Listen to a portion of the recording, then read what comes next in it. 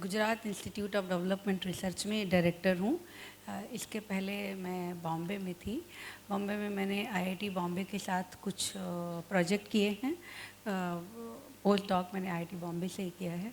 और फिर मैंने विवेकानंद एजुकेशन सोसाइटी में मैं एसोसिएट डीन रिसर्च के पद पर काम किया, लगभग 10 साल काम किया है। और साथ में मैंने प्रोफेसर यूनुस नोबेल लॉरिएट, उनके साथ कुछ सोशल एंटरप्रेन्योरशिप में काम किया है। And I developed one centre of social business at Vivekananda institute of management. So basically since last 6-7 years I am working in the area of social business, business research. So my few students, they have did their research work in the area of social capital formation, and social entrepreneurship, social innovation. So मेरा focus area है, mainly मेरा PhD था वो environment economics and sustainability में था, but gradually now I am totally focusing on the area of social entrepreneurship, social innovation. So now come to the point, social innovation. So मुझे जो भी कुछ जो कल्चरल इकोनॉमी, कल्चरल ये जो दिख रहा है, सब में मुझे ज़्यादातर जो जो which I can link, I can map is a social innovation. So Professor Manoj has talked about the historical perspective, how India was doing and developing and contributed for the economic development. And he has talked about how temple economy and temple are connected with ourselves, with our family and our culture, tradition. इन सब में अगर वे connect करें, map करें, और अगर देखें history से हम अभी प्रेजेंट को कनेक्ट करें, तो देखें जो डेवलपमेंट, हाउ डेवलपमेंट हैपन्स. अगर आप शुरू में देखें तो डेवलपमेंट, जस्ट मैं अभी सिर्फ आपको हिस्ट्री की बात नहीं करूँगी, उसके बाद से देखें कोई ना कोई सोसाइटी में नरेटिव होता है, इकोनॉमी में नरेटिव होता है. जब डेवलपमेंट होता है तो देखिए कभी एग्रीकल्चर ड्रिवन डेवलपमेंट होगा. So how system work. So जब सोसाइटी को नीड जैसी होती है वैसा ही सिस्टम डेवलप होना शुरू होता है. So agriculture based development, when the society is prepared for the agricultural areas and the need of society is agriculture led development hota hai. फिर industrial development, industry led development. Society and economy को ज़रूरत है industry की, तो then सी narrative बनता है gradually. ये need assess, अगर इसमें बात करेंगे तो बहुत लेक्चर, बहुत टाइम तक बात करते रहेंगे. So industry driven development. So when the society and the economy need environment for the job, for the development of the country, then उसके लिए तो development in the industrial development से society development होता है, job create होता है. So then आप अगर हम map करें agriculture development, industrial development, then it comes to the manufacturing, then it came the technological development, knowledge driven economy. So when you start mapping the development, now see, if you look at our economy is moving towards a culture driven development, right? So cultural driven development. So everything you can call it that economy, temple economy, but now you know the narrative which our Prime Minister has made and focusing on creating a new narrative.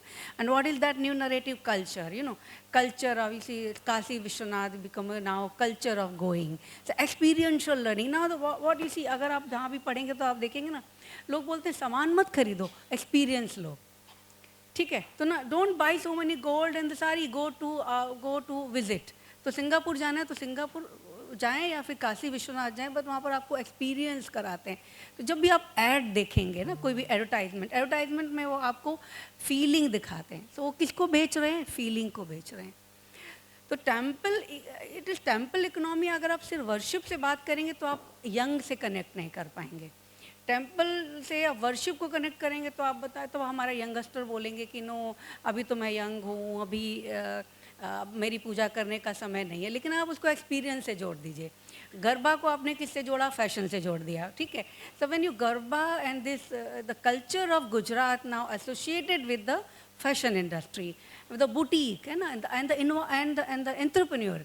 सो ना आप देखिए, during before garba पूरा गुजरात में सब जगह आपको लहंगा चुनरी मिल रही है ना, हर एक एंटरप्रेन्योर वो लेडी है वो एक काम कर रही है. So that is a religious entrepreneur, spiritual entrepreneur. So now see, the tradition is converted into entrepreneurial environment. Now the tradition is converted into a wave of novelty and innovation in the culture.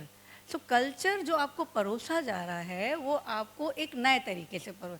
तो मैं I am not denying कि ये cultural economy को आप temple से डिसएसोशिएट करें. Now cultural economy is associated with the fashion, cultural economy is associated with the experience, and you know, now आप अगर आप देखें, you go to Vrindavan, you go to any place, so small entrepreneurs are coming up. आप भगवान के कपड़ों में innovation देखें, right? So young student, young women, young men they are working in the area of creating new clothes for the God. And similarly, if you observe, भगवान के कपड़ों जैसी सिमिलरिटी लोगों के अपने कपड़ों में आती है. तो अगर आप नाथ द्वारा में देखें तो नाथ द्वारा के भगवान के कपड़ों से बहुत ज़्यादा फैशन को लिंक किया जाता है. many PhD has been done based on the clothes of God of नाथ द्वारा. भगवान के 8 पहर के कपड़े बनते हैं, उसमें कितनी कढ़ाई होती है, वो कढ़ाई का जो फैशन पैटर्न आता है वो किस में आता है, लोगों के लहंगे में, साड़ियों में. So now see, there is a huge entrepreneurial opportunities which you can link with this tradition. जो बैंगल्स भगवान को चढ़ाई जा रही है वो लेडीज़ पहन रही हैं. So see the entrepreneurial opportunity. And there is a plenty huge market of religious entrepreneur, huge market. When you start mapping, so जहाँ भी आप देखिए, आपने मेले की आपने बात की कि जब मंदिर जाते हैं तो कितनी चीज़ें, आपको 3 चीज़ें याद आती हैं. ये 3 चीज़ें कौन सी? भगवान, गॉडेस और जो भी भगवान है, डेटी याद आते हैं. देन आपको वहाँ का सिस्टम याद आता है, एंड देन वहाँ का थर्ड इज़ क्राउड याद आता है. बट अगर मुझे याद आता है, अगर मेरे फ्रॉम चाइल्डहुड से, तो वहाँ का मेला याद आता है. अब जितना भगवान के पास में जो टेम्पल्स होते हैं, जो वहाँ पर फूड आइटम्स होते हैं, वहाँ जो सामान बिकता है, और छोटे छोटे लोग जो आते हैं, बच्चे देखने आते हैं, आपको वो याद नहीं आता, वो ज़्यादा याद आता है. बच्चे को कभी टेम्पल याद नहीं आएगा. बच्चे को आएगा जो माँ बच्चे को ले जाके मेला दिखाने ले जाती है, और वहाँ पर जो बच्चे सामान खरीदते हैं वो उस ले जाते हैं मेला देखने. उस इकनॉमी को चाहते हैं. तो अभी रिसर्च ही नहीं हुआ है इसमें. हमने बात करना शुरू किया है, हमने इस एरिया में बात करना शुरू किया है कि temple economy. But you know, Indian, not only the India, अगर आप विदेशों में भी देखें, वहाँ का कल्चर डिफरेंट है, बट वहाँ भी टेम्पल इकोनॉमी है. लेकिन मैं इंडिया की अगर बात करूँ, हर शहर किसी ना किसी भगवान से जुड़ा हुआ है. अगर आप देखें, Vaishno Devi is a total economy is based on religion, tradition and this spiritualism. तो अभी बात करते हैं स्पिरिचुअल एंटरप्रेन्योर की. सो स्पिरिचुअल एंटरप्रेन्योर्स में जो मैंने रिसेंट रिसर्च पढ़ा, so spiritual entrepreneur or religion entrepreneur, be you are Hindu or you are Muslim or you are Christian or whatever, if you are closely and deeply engrossed with the culture, then you can become a good entrepreneur. So I know the one example in Mumbai, a person is selling everything for the festival of a Hindu festival, but the person was Muslim. When I inquired, I found that he knows each and everything. करवा चौथ में क्या लगेगा, क्या क्या चीज़ें लगती हैं. So when you are selling the product, you should know each and everything deeply. So we will keep on talking about this thing, spiritual entrepreneurship, religious entrepreneurship, and I would like to connect it with that. This is a social entrepreneurship.